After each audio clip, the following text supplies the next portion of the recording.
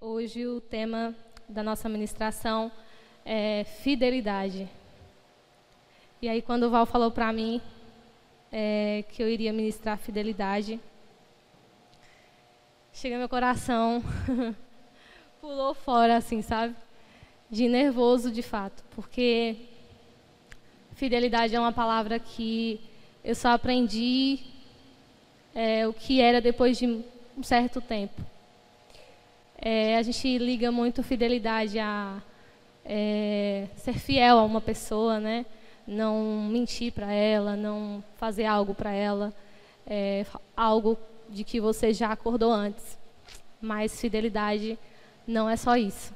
E a gente vai aprender um pouquinho mais de Deus e aquilo que Ele ministrou ao meu coração essa semana durante esse tempo. Na verdade, eu parei para estudar a palavra de hoje, ontem à noite, mas o que o Senhor já tem ministrado ao meu coração sobre fidelidade é quase a minha vida toda. E aí eu vou pedir para vocês abrirem em 1 Coríntios 4, versículo 1 e 2.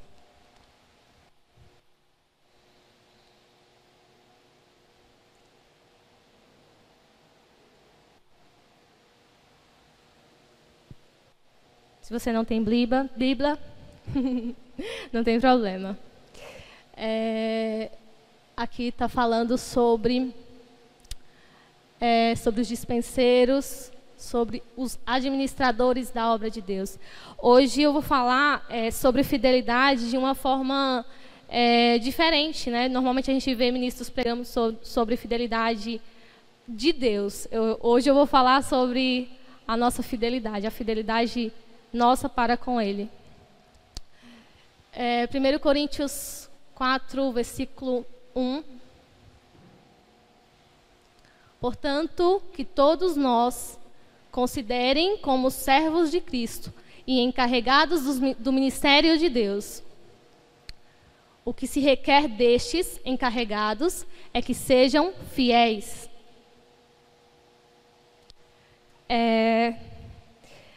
Quando a gente passa a entender a palavra fidelidade, a não só ser, e sim a fazer, entendemos o que Deus quer que eu faça, né? Falando agora da obra de Deus, e não de fidelidade a pessoas, fidelidade ao Senhor. Demora um tempo para você assimilar a fidelidade. Existe um padrão. Depois de Adão ali até Moisés, antes existiam as leis. E depois disso que Jesus veio e rasgou todo o véu. Nós temos um padrão de fidelidade ao Senhor. E esse padrão, primeiro, é ser e depois fazer. Porque é impossível você agradar a Deus se você não cumprir o seu chamado. E aí, uma coisa que eu queria falar para vocês é que não existe força sem santidade. Né? Não existe força sem santidade. E essa frase, não existe força sem santidade, ela vem exatamente da fidelidade, porque a fidelidade está ligada com outras.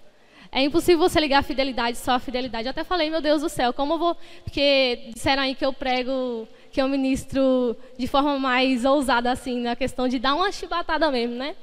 E eu gosto mesmo dessas palavras mais... Obrigada, Léo. Dessas palavras mais... que confronta a gente, sabe? Eu gosto de palavra assim. Mas eu queria trazer uma mensagem diferente, sabe? Daquilo que eu gosto de escutar. Falei, vou levar uma ministração, mas não é assim, né? Não é do jeito que a gente quer. E fidelidade não tem como passar a mão. Fidelidade ao Senhor não tem como você falar de fidelidade sem falar dos princípios da fidelidade. E aí também vou ler com vocês a palavra de Jeremias, na verdade, 1 Gálatas 1,15.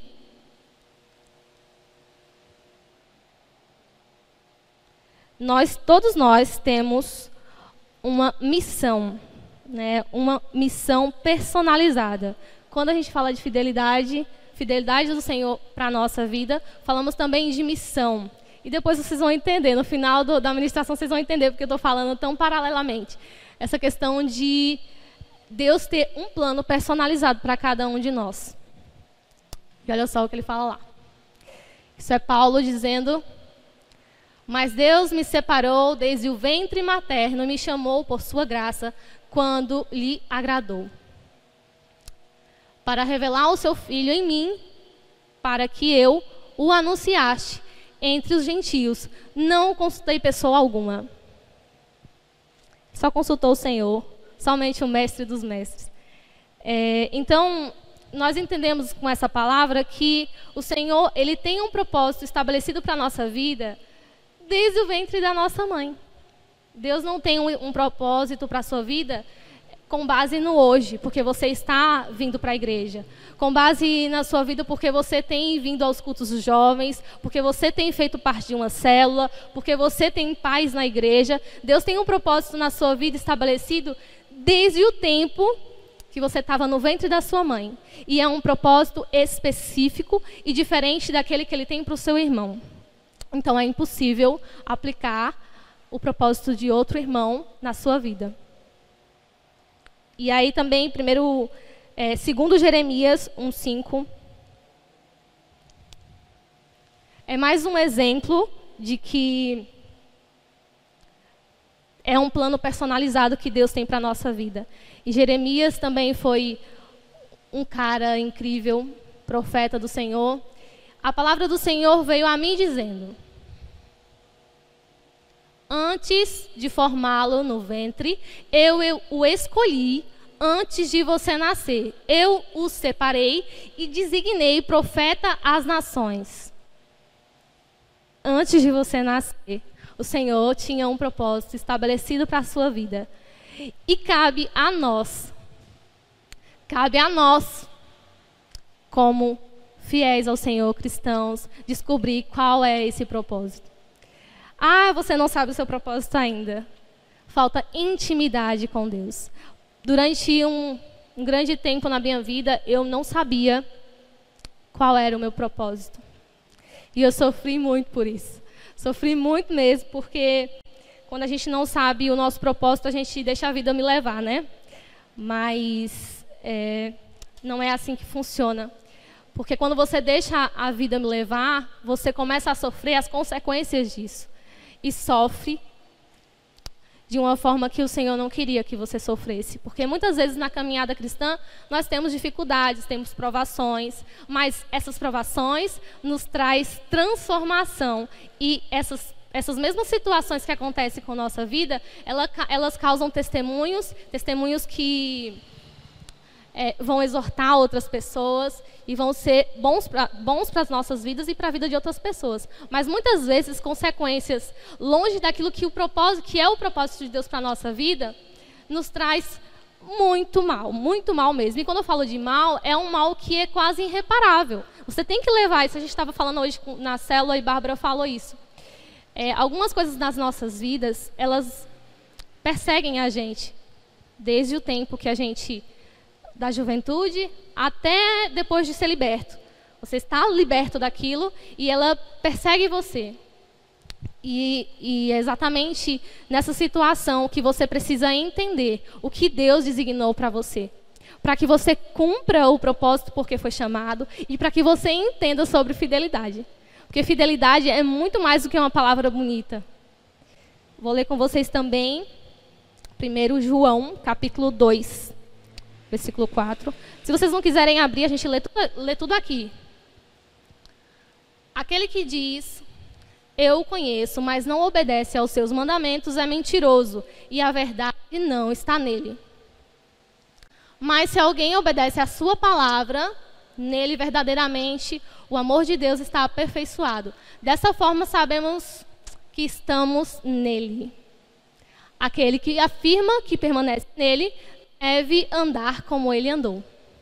Essa palavra é incrível, porque ela remete exatamente à fidelidade. Como que eu sou fiel ao Senhor se eu não ando como Ele? Né? Como eu vou ser fiel a Jesus se eu não ando como Ele? E a gente para pensar e analisar comportamento e tudo mais, e juntando aquela situação do propósito, eu não sei qual é o meu propósito, mas eu tenho tentado caminhar de acordo com o que Jesus me designou para fazer. mas ainda assim perdido, eu não sei qual é o meu propósito. E uma coisa assim bem importante de ressaltar é que não devemos e não podemos tratar a grande comissão como eu posso dizer isso? Como se fosse uma sugestão de Jesus para você. Se você tiver um tempinho aí, sabe? Se você tiver um tempinho livre aí depois da faculdade, depois da sua escola, se você tiver, sei lá, disponível aí algum dia da sua vida, fala de Jesus. Fala de Jesus. Fala de mim, fala do que eu fiz, do que aconteceu nos antigos tempos, do que eu tenho feito na sua vida. Jesus, ele não te chamou e ele não te sugeriu isso. Ele te chamou para fazer. Ele te designou para fazer. Ele fez com que você nascesse com um propósito.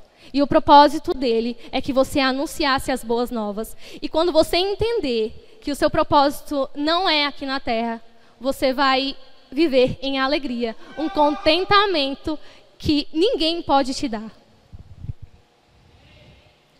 Jesus não quer quebrar galho, não. Jesus não quer quebrar galho, gente. Muitas vezes a gente fica assim, eu não sei o que eu posso fazer, então eu vou aqui, sei lá, fazer de todo jeito. E não é assim. Não é assim. Jesus, ele não quer quebrar galho. Ele disse que ele queria você debaixo da missão. E outra coisa que eu queria voltar um pouquinho. Lá em 1 Coríntios, que foi a primeira palavra que eu falei, fala sobre dispenseiros.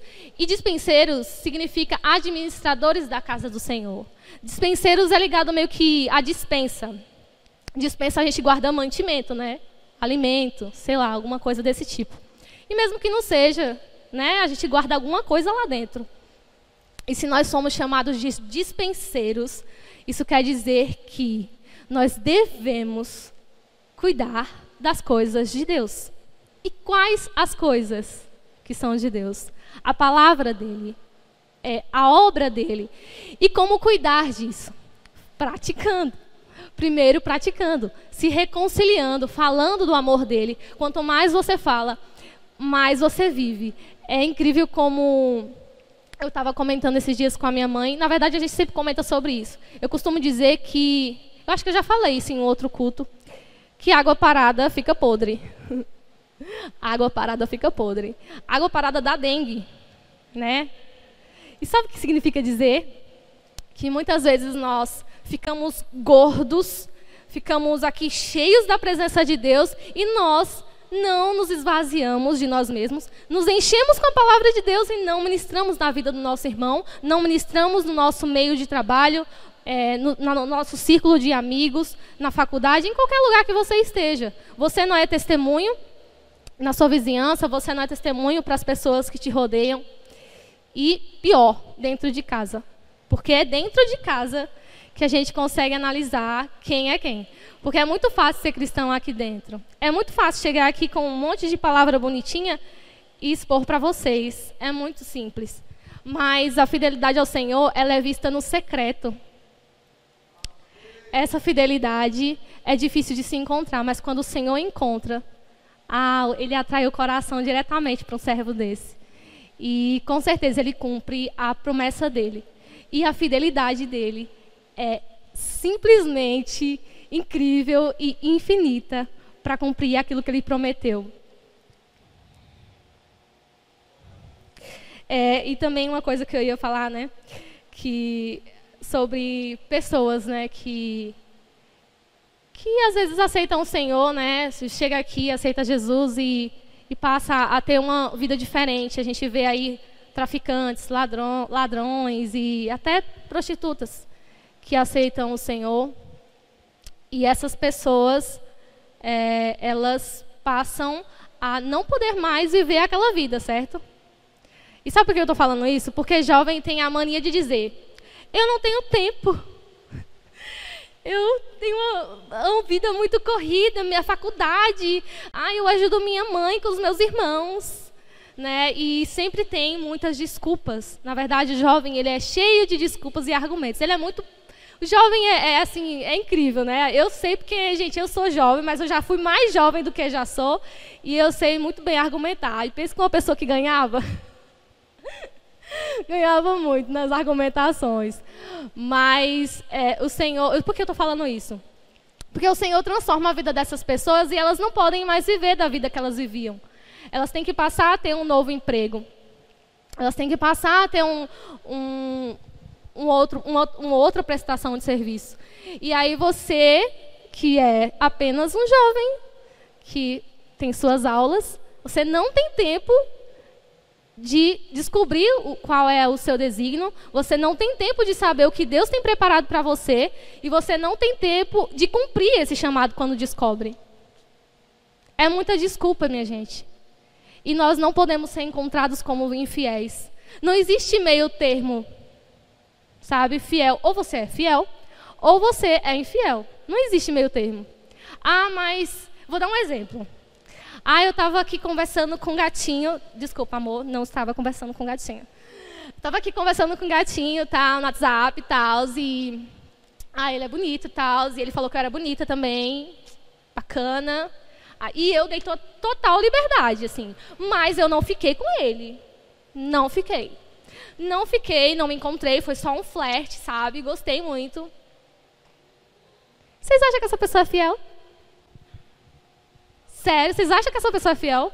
Vocês acham que na hora que ela tiver a oportunidade, ela não vai trair? Não existe meio termo na fidelidade ao Senhor. Não existe meio termo. Ou você é fiel, ou você é infiel.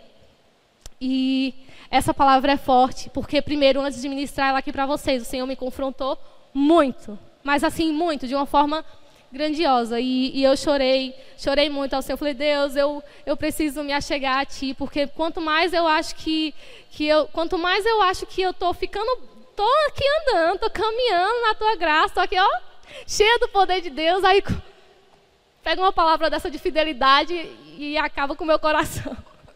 Mas é assim, jovem. Você nunca vai ser encontrado perfeito. Mas o Senhor tem graça para a sua vida. O Senhor tem graça. Ele alcança e Ele tem misericórdia daqueles que têm um coração contrito, daqueles que têm um coração humilde e querem se achegar a Ele. Eu vou ler com vocês também. Deixa eu ver aqui.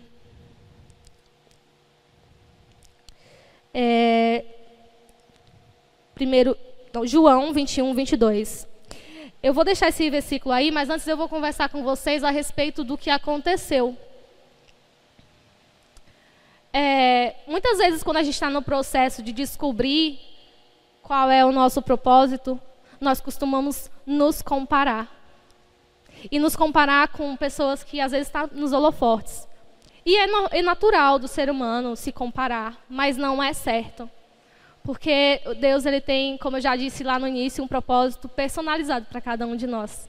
É impossível eu achar que... Cara, eu gosto muito da forma como o Petrus adora o Senhor, eu acho ele muito doido. Mas é a forma dele, cara. É a forma dele, é o jeito dele. E cada um tem sua forma de adorar. E aí, nesse processo de querer achar qual é o meu desígnio, qual é a minha missão no Senhor, o que o Senhor tem preparado para mim, eu ainda não descobri. Você começa a se comparar com pessoas que estão lá em cima, e aí não é bom. Se você começa a se comparar com pessoas que estão lá embaixo e começa a falar, ah, meu Deus, estou bem melhor, né? Graças a Deus. E você se compara com uma pessoa que está lá em cima, está bem superior, e você pode correr o risco de desanimar mesmo, por não se achar capaz, não se achar capaz de fazer aquilo que Deus mandou você fazer. E Deus, Ele simplesmente, Deus, Jesus maravilhoso, Ele simplesmente ignora isso. Ele não gosta de comparações, porque Ele sabe o que Ele tem estabelecido para a sua vida. E quando você se compara, você deixa de cumprir aquilo que Ele falou para você cumprir. Vamos ver um pouquinho da passagem? Jesus disse Eita, gente, pelo amor de Deus. Deu um branco. Jesus disse, se eu quiser que ele permaneça vivo até que eu volte, o que lhe importa? quanto a você, siga-me. Essa passagem, Jesus meio que irritadinho. Jesus ficou meio irritadinho nesse momento, porque Pedro havia negado ele 3 vezes. Depois, Jesus voltou. Quando Jesus voltou, ele foi para uma praia. Imagina aí, vai imaginando. Jesus voltou e ele voltou e preparou todo o alimento para os discípulos. Os discípulos estavam no barco e avistaram Jesus e correram ao seu encontro. E aquela afobação, Jesus ressuscitado ali no meio dos discípulos. Que coisa incrível. E aí Pedro, que era muito esperto, né, se achegou mais a Jesus ali e começou a caminhar com Jesus a respeito do que ele já tinha feito, porque ele tinha negado o seu Senhor. Mas ele sabia que o Senhor tinha perdão para ele. E ele começou a conversar, né, ali com o Senhor, e começou a tomar uma distância dos outros discípulos. E assim, gente, ele também sabia que João era um cara que não tinha traído, que não tinha negado, que era bem mais achegado de Jesus ali naquele momento. E ele perguntou isso aí. Vamos lá, deixa eu ver aqui o que está escrito aqui.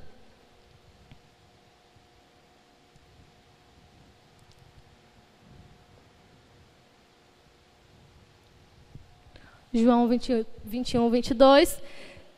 Se eu quiser que ele permaneça vivo até que eu volte, o que te importa? Quanto a você. Aí estava Pedro lá, caminhando, conversando com Jesus, e do nada, lá vem João atrás de Pedro e de Jesus, que estava um pouquinho mais à frente, né? Acho que João viu, queria conversar, dar um lero ali com Jesus. E aí Pedro, né, tipo, se comparando, porque ele sabia o que ele tinha feito, ele sabia que João estava se achegando ali, e ele falou, e esse aí, quanto a esse aí, hein? E Jesus responde isso aí para ele, ó. Que te importa? O que te importa? Não é comer torta. Quem nunca falou isso na infância? Que te importa? Quanto a você, siga-me. Não importa o chamado do seu irmão, não importa o chamado de quem está lá em cima, de quem está lá embaixo. O que importa para o Senhor Jesus é a missão que Ele designou para a sua vida de forma particular e personalizada, gente. Não existe comparação. Cada um no seu quadrado. Então não se compare com quem tem mais status, porque isso é passageiro. Não se compare com quem fala bem, não se compare com quem não fala, sabe? Deus, ele tem um projeto personalizado para a sua vida e busque conhecer esse propósito para que você ande em novidade de vida. Vamos ler Tiago 4, 13, a partir do 13.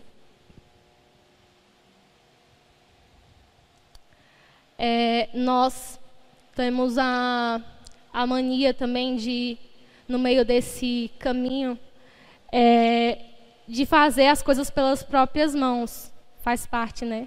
Isso também é infidelidade. E olha só, ouçam agora, vocês que dizem, hoje, amanhã, iremos para esta ou aquela cidade, passaremos um ano ali, faremos negócios e ganharemos dinheiro. E aí a palavra fala, vocês nem sabem o que lhes acontecerá amanhã. Qual é a sua vida? Vocês são como a neblina que aparece por um pouco de tempo e depois dissipa. Ao invés disso, você deveria dizer, se o Senhor quiser, viveremos e faremos isto ou aquilo. Isso é fidelidade ao Senhor. Eu não sei qual vai ser o meu desígnio amanhã. Eu não sei. Eu projeto tantas coisas, eu sonho tantas coisas, e é importante sonhar. Mas o que você tem que entender é que é o que o Senhor projetou para você que vai te trazer felicidade. Sabe, não é o que você está projetando. Talvez Deus te dê felicidade nesse projeto, nesse sonho seu. Mas o que você tem que ter no seu coração é que o que é que o Senhor tem para a minha vida, colocar diante dele e orar. Mesmo que seja uma coisa simples. Porque às vezes é nas coisas simples, sabe? A gente não tropeça nas grandes pedras. A gente tropeça nas pequenas mesmo, porque a gente não consegue enxergar. E nesse caminho, é uma das coisas que nós pecamos muito. E de verdade, a gente fica infiel por uma besteira dessa, só por não perguntar a Deus. Só por não perguntar, só para dizer, vamos fazer isso, vamos fazer aquilo. Vamos... estou pensando aqui, vamos para outra cidade. Vamos para outra cidade, amor. Vamos viajar e a gente vai ministrar lá em Portugal. A gente estava pensando um dia desse, essas coisas. Mas, antes de qualquer coisa, é importante que eu e você pergunte ao Senhor, para que não soframos. Porque quando a gente toma as nossas próprias decisões e fazemos aquilo que o nosso coração quer, nós sofremos as consequências disso. Porque não sabemos se é a vontade de Deus. E a gente só sabe o que é a vontade de Deus na intimidade, no secreto, no seu secreto, ali no seu quarto. Você se prostra diante do Senhor e fala com Ele, e aí Ele vai te dando direção, vai te dando direcionamento. Ele começa a usar pessoas, começa a usar palavras, você começa a ler a palavra, e Deus começa a abrir o caminho, deixar tudo clarinho, e começa a te designar o caminho de luz. Porque você agora está vivendo em intimidade. E isso é viver em fidelidade. Fidelidade não está ligada à perfeição, mas o desejo do coração de estar diante do Mestre, do Rei dos Reis, e dizer, eis-me aqui, Senhor, eu nada tenho, eu nada sou, eu nada posso, mas Tu, Senhor, podes tudo. Eu, Senhor, não consigo nada se não for com Tua presença. Isso é fidelidade ao Senhor. Não é perfeição, mas é quebrantamento de coração. É se lançar aos braços do seu Pai e dizer, Deus, eu não consigo sozinho. O lugar de prosperar é no centro da vontade de Deus. Se você não tomar o seu primeiro passo, Deus não toma o dele. Se você não tomar o seu primeiro passo, Deus não tomará o segundo passo, porque Ele precisa do seu primeiro para que Ele possa agir. Eu também já escutei muito essa palavra. Minha mãe dizia, Thaís, Deus Ele é educado, Deus é um cavalheiro, Deus é sensível. E Ele não entra se a porta estiver fechada. E Ele não entra se a porta estiver fechada. Eu vou contar um pouquinho do meu testemunho para vocês, bem resumidamente. E que vai falar para vocês entenderem um pouquinho sobre fidelidade, por que eu entendi fidelidade. Eu sou filha de pais separados, eu contei isso aqui, acho que no outro culto. E durante a minha infância, foi uma infância bem complicada, porque minha mãe era meio que turista, né? Campina Grande, São Paulo, depois ela voltou para Campina, acho que com meus 4 ou 5 anos, minha mãe se separou do meu pai, e nesse tempo eu fui morar em São Paulo, porque eles tinham separado, e eu sofri muito, porque eu era muito apegada mais com meu pai do que com a minha mãe. Só que aí eu voltei para Campina Grande, e minha mãe começou a morar de frente para o meu avô. E eles eram bem apegados. Vou amarrar meu cabelo, peraí.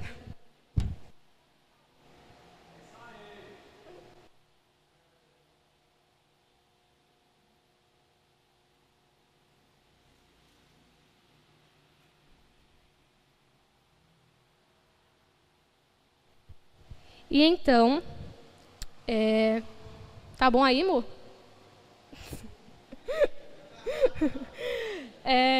Ele que gosta, gente, ele que gosta do meu cabelo amarrado, ele prefere 1000 vezes.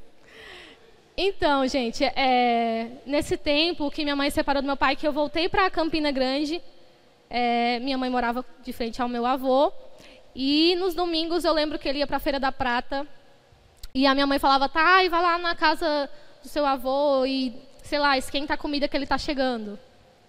E tinha meu tio lá, né? E meu tio era, acho que tinha uns... Era jovem, gente. Meu tio era jovem nessa época. E eu fui abusada pelo meu tio. E depois desse abuso, me causou muitas marcas. Só que eu não falei para minha mãe, não falei para os meus pais. Depois de um certo tempo, eu acho que a gente ficou uns 7 meses em Campina Grande. E dentro desses 7 meses, minha mãe sempre foi da igreja. E eu sempre fui da igreja, eu sempre frequentei a igreja. Eu sempre conheci Senhor de ouvir falar. Eu sempre choro, por quê, hein? Mas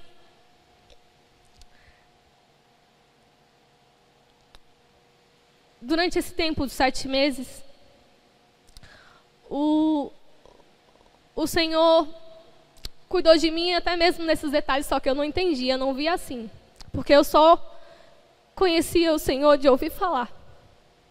E eu ia para a igreja, escutava a palavra e sabia que Deus era bom, e eu não entendia que Deus era bom o bastante, porque o meu pai não era bom o bastante. Porque o meu pai não era presente o bastante. E durante esse tempo, indo para a igreja, aqui em Campina Grande mesmo, foi um curto período, porque a maior parte da minha vida eu realmente morei em São Paulo.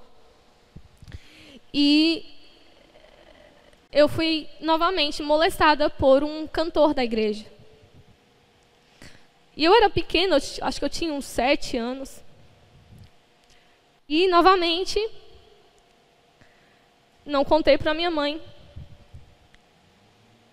E eu me sentia tão mal, tão suja, porque eu já não me sentia mais criança. E eu voltei para São Paulo, cheia de marcas, cheia de carências, cheia de dificuldades de me relacionar com pessoas. Na escola, eu sempre era a que ficava no canto. E eu era bem popular.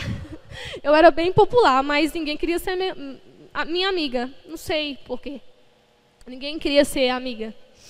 E sério, foi muito difícil, gente. Foi muito difícil entender o que era fidelidade.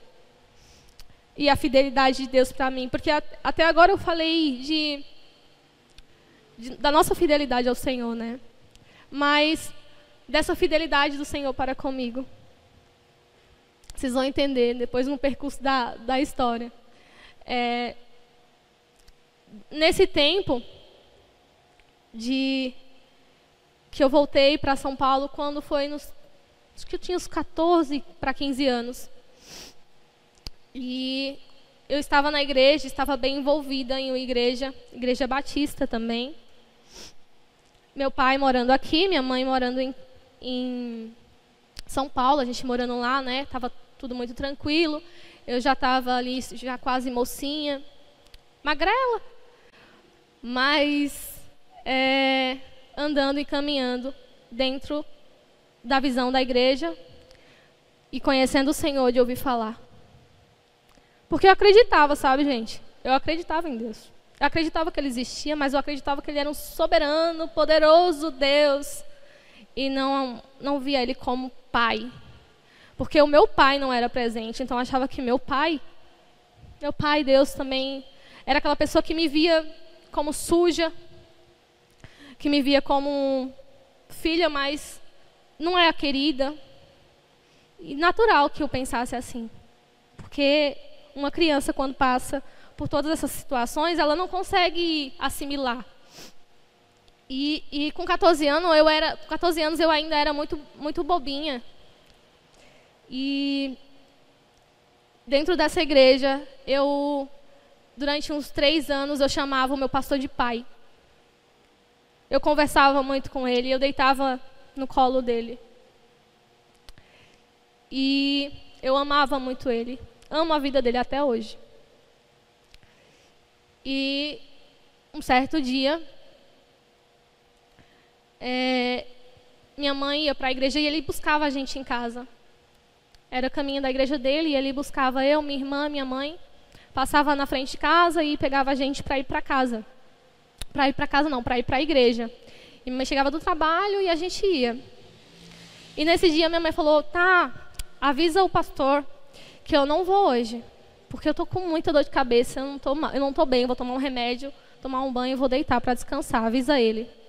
Quando eu pego no celular para avisar, ele chega na porta e toca a campainha. E aí eu falo, mãe, o pastor chegou, tal, e eu acho que vou com ele. Aí ela, vá mesmo, tal, e minha irmã não quis ir. E eu fui com ele.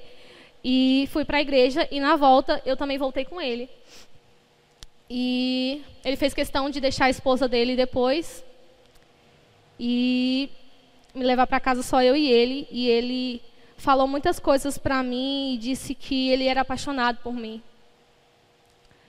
E eu me choquei, com certeza, né? Você saber que uma pessoa que você tem como pai, dizer que está apaixonado por você, que vai te dar tudo, e me prometeu muitas coisas. E quando ele começou a me tocar, eu abri a porta do carro e fugi. Mas isso me causou muita marca. Graças a Deus que eu estava perto da igreja, da minha casa. Mas, gente, hoje eu falo disso e eu choro porque eu lembro, assim, do quanto Deus me tratou. Não é porque eu estou triste, sabe? E eu via toda essa situação e não entendia o que Deus tinha para mim. Eu ficava, por que isso acontece comigo? Por que eu não dou motivos? Eu não entendia o porquê daquilo. E mais uma vez eu me calei, não falei para minha mãe. E eu decidi dentro do meu coração que eu não queria mais ficar perto da minha mãe e queria morar com meu pai aqui em Campina Grande. E eu falei, mãe, eu quero morar perto do meu pai, eu quero que você me dê de presente, eu não quero viagem, não quero festa, eu quero morar do lado do meu pai. Porque eu queria proteção, eu queria carinho de pai, eu queria amizade. E eu pedi muito e ela disse, não, filha, você não vai. E ela resistiu muito, mas eu também resisti. E eu fiquei alguns dias sem falar com ela. Ai, gente, como a gente é bobo. Como somos bobos. Porque não perguntamos qual é o propósito de Deus para a nossa vida. Como erramos. Porque não perguntamos qual é o propósito de Deus para a nossa vida. Porque não entramos na intimidade com Ele. E eu vim, ela me permitiu morar, não com meu pai, mas com os meus avós, que eram mais diligentes. E meu pai tinha a vida dele, casado já. E comecei a morar com meus avós aqui, fiquei quase um ano aqui em 2007. E foi um tempo terrível, porque eu adquiri nesse tempo, eu percebi que não ia ter a proteção do meu pai, a amizade, o companheirismo. Ele é muito distante. E fiquei muito amargurada, fiquei muito mal. E agora eu não tinha mais a minha mãe, que era tão amiga, tão protetora e intercessora em oração por mim. Mas eu só conhecia o Senhor de ouvir falar. A minha oração era muito rasa. Era, Senhor, abençoa o meu dia. Senhor, me protege. Sabe quando você fala por religiosidade, mas não tem profundidade nas suas palavras? Não existe raiz. Era exatamente comigo, porque tudo que eu tinha passado era como se eu visse Deus bem longe. Porque Ele permitiu que eu passasse aquilo, né? Então eu achava que Ele queria aquilo para a minha vida. E, gente, toda essa situação que aconteceu comigo me preparou para o hoje, sabe? Mas vocês não precisam passar por situações constrangedoras. Vocês não precisam passar por problemas, por circunstâncias, por provas que não sejam a vontade perfeita de Deus para a vida de vocês. É claro e óbvio que na infância eu não poderia fugir daquela situação. Mas eu poderia ter evitado muitas outras, porque eu passei por muitas outras coisas nesse meio tempo. Por apenas não perguntar e não ter intimidade com Deus. Porque a primeira coisa que o jovem faz quando ele é confrontado, quando ele passa por situação difícil, é se distanciar de Deus. Que deveria ser o contrário. Deveria ser exatamente o contrário. Tá difícil, ora. Tá difícil, geme. Está difícil? Se prostra, se lança aos pés de Jesus. Ele é a resposta. Não existe outra resposta. Não existe outro pai. Não existe paz, não existe relacionamento, não existe amizade, não existe liderança que vai suprir aquilo que Deus precisa e quer estabelecer na sua vida. Eu passei por tudo isso, gente. Mas eu estou tão curada, que eu me sinto como... Como é o nome daquela ave? Águia, né? Fênix. Que tira as penas e vai viver uma nova vida. Quando eu cheguei aqui em Campina Grande, eu já tinha passado por muitas coisas. Eu entrei dentro de um relacionamento abusivo. E passei muitos anos dentro desse relacionamento abusivo. Porque eu tinha carência. Eu tinha necessidade de proteção. Eu tinha necessidade de cuidado. E eu achava que aquela pessoa ia suprir todas as necessidades que eu achava que Deus não supria. Como foi difícil. Como foi difícil sair daquilo. 7 anos, gente, dentro de um relacionamento que o Senhor não queria para mim. E eu não perguntei para o Senhor se era a vontade dEle. Não queiram entrar em relacionamentos que não seja a vontade de Deus. Foi um tempo muito difícil, mas foi um tempo que Deus falou muito comigo. Foi um tempo que Deus, Ele mostrou exatamente o que Ele queria para mim, naquele tempo. E eu me levantei, e eu fui me encontrar com Ele, e eu comecei a rasgar as vestes sujas diante dEle. Eu contei para minha mãe, eu liguei para minha mãe, eu estava em São Paulo, ela estava aqui, eu fiquei horas conversando com ela sobre tudo que tinha acontecido com meu tio, sobre o vizinho que era cantor na igreja. Eu contei detalhes de tudo, gente. E eu rasguei um véu na minha vida para viver um novo tempo. Eu posso dizer para vocês que ainda assim, ainda ali naquela circunstância, depois de liberar perdão, porque eu liberei perdão e depois ainda abracei esse pastor, sabe? Liberei perdão para todos eles. Eu abracei e ele disse que amava ele. E ele me pediu perdão. Porque o Senhor faz isso, nós não fazemos isso. Não é porque eu sou boa, não. Porque a minha vontade era fugir, era denegrir ele, era falar mal dele. A minha vontade era essa, mas o Senhor tão bondoso é. E por amor a Ele, por fidelidade a Ele, eu me calei e lutei contra tudo aquilo que eu pensava sobre Ele e joguei diante do Senhor e falei, eu preciso amá-lo. E comecei a orar, porque foi ele foi a pessoa que mais me machucou, porque eu via ele como pai. O meu tio eu via só como tio. E o vizinho muito distante, mas o pastor era meu pai, né? E você vê seu pai fazendo isso com você, para mim era como pai, gente. E eu sofri isso e foi muito difícil liberar perdão para ele. Mas eu liberei porque é possível em Deus. Não porque eu sou boa, mas porque é possível em Deus. E aí você deve estar se perguntando, tá, Thaís, você passou por tudo isso e tal. E agora você sabe qual é a missão, qual é o desígnio de Deus para a sua vida.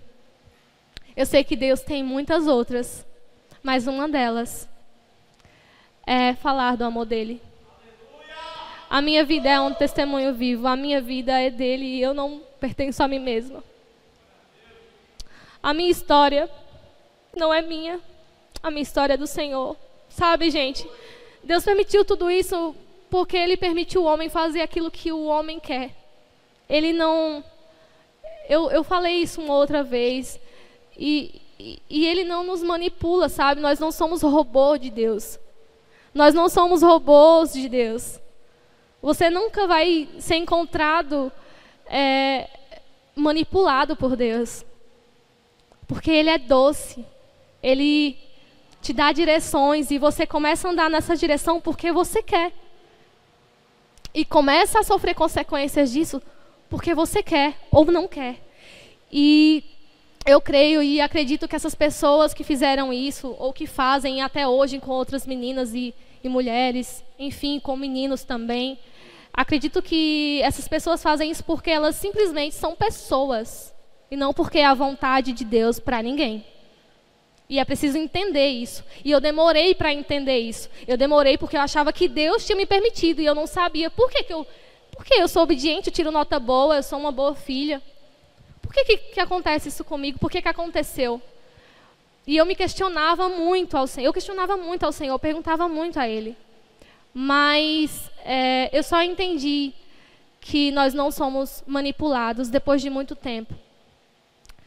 E descobri, depois de um tempo, depois de sair desse relacionamento abusivo, eu vim para Campina Grande sabendo que Deus tinha algo muito maior para mim. Muito maior para mim. Mas eu fiquei em pedaços. Eu fiquei muito mal. Porque agora eu não sabia o que fazer. E eu cheguei aqui em Campina Grande e eu tive muita dificuldade de achar uma igreja. E pessoas que tivessem amor, sabe? Que olhassem para mim com um olhar de amor. Tive muita dificuldade. E eu visitei algumas igrejas até. Mas não tinha êxito nisso, sabe? E isso me deixava muito angustiada. E eu ficava, Deus, eu não sei o que o Senhor quer para mim agora. Agora, qual é a direção, né? Porque agora, formada em moda, e dentro de uma cidade que não tem área para isso, e eu vou ficar às custas da minha mãe. Minha mãe estava aqui, porque eu estava lá em São Paulo, comecei a trabalhar, morar, tudo independente, e agora vir para casa da minha mãe, o que eu vou fazer? Eu vou ter que depender novamente, eu vou ter que... E eu me senti muito mal, muito triste, mas o Senhor, como sempre, fiel, Ele é fiel demais, gente. Se você se coloca na presença do Senhor, Ele é fiel para cumprir as promessas na sua vida. E Ele tinha me prometido. Eu lembro que no encontro com Deus, eu estava servindo. E eu estava tão mal ali, eu estava tão triste, mas eu estava feliz em Deus, servindo com uma alegria imensa, mas o meu coração e a situação que eu estava passando e eu não conseguia sair dela, eu estava muito mal. E eu lembro que ela olhou para a minha cara assim e falou, ô princesa, Talitha cumi. E eu fiquei ali me perguntando, Talitha cumi, o que ela quis dizer com isso, né? E ela me abraçou, mas eu senti muito a presença de Deus e eu senti Deus dizer para mim assim, és amada. E depois eu fui pesquisar, Talitha cumi quer dizer menina dos olhos de Deus.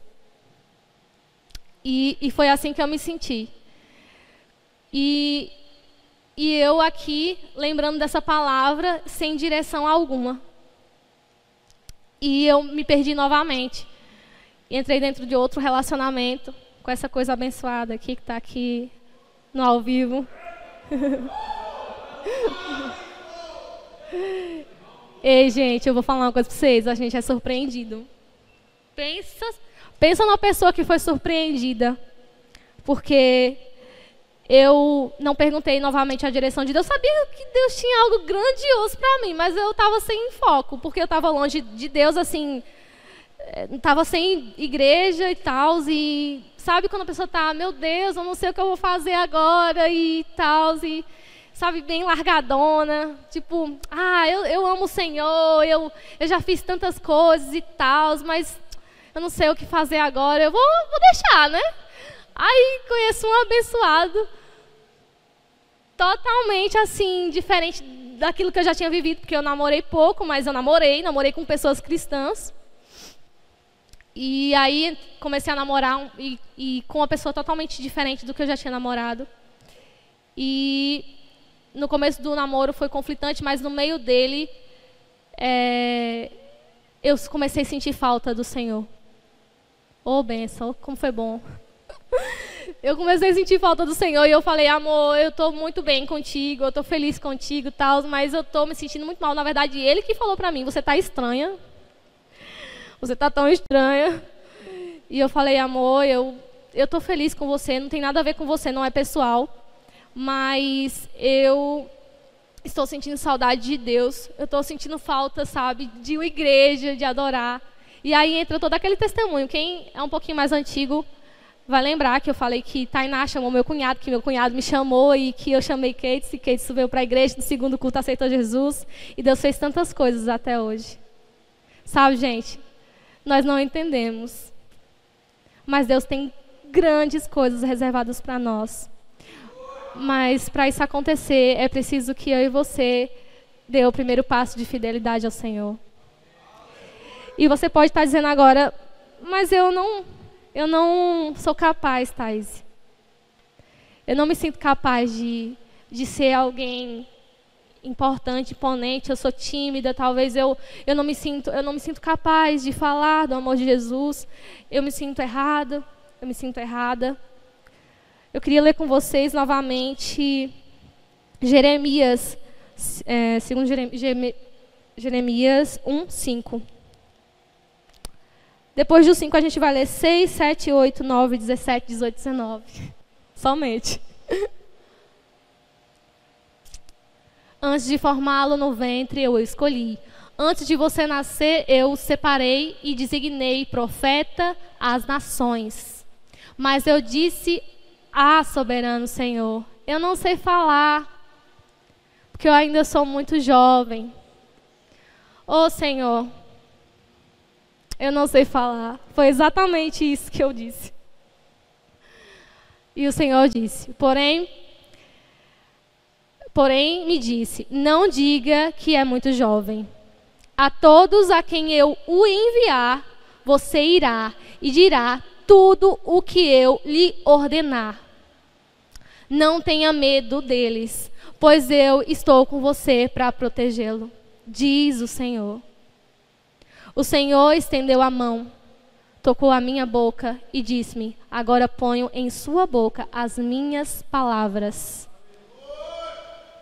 Vamos para o versículo 17. Você tem que crer que o Senhor vai colocar palavras na sua boca, porque de você, se sair de você mesmo, não vai sair coisa boa não, porque a gente é falho demais. Mas quando você abrir a sua boca, que você der o seu primeiro passo, o Senhor vai encher a sua boca de palavras de vida eterna. E você, prepare-se, vá, diz-lhes tudo o que eu te ordenar. Não fique aterrorizado por causa deles, senão eu o aterrorizarei diante deles. 18. E hoje eu faço de você uma cidade fortificada, uma coluna de ferro e um muro de bronze contra toda a terra, contra os reis de Judá, seus oficiais, seus sacerdotes e o povo da terra. Eles lutarão contra você, mas não o vencerão, pois eu estou com você e o protegerei, diz o Senhor. Amém. Você pode dizer um glória a Deus nessa noite. Glória a Deus.